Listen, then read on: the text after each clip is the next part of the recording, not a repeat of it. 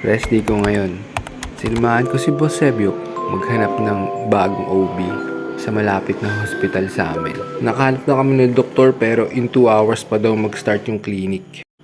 Lumabas muna kami ng hospital, naghanap na magagawa hanggang sa makita namin tong burger machine at umorder agad kami kasi na-miss namin kumain dito. Bihira na lang kasi yung burger machine na stall ngayon. Ayan, luto na. Tinake out muna namin to para may makakain doon sa hospital.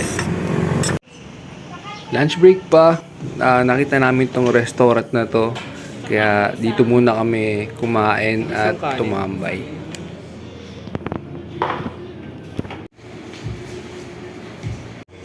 Munggo at beef caldereta yung in-order namin. Kain po tayo.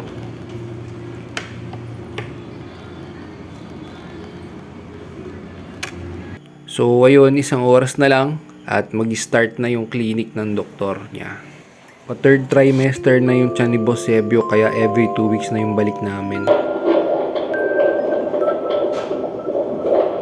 Sobrang sarap sa pakiramdam malaman na normal at active yung nasa loob ng tiyan niya.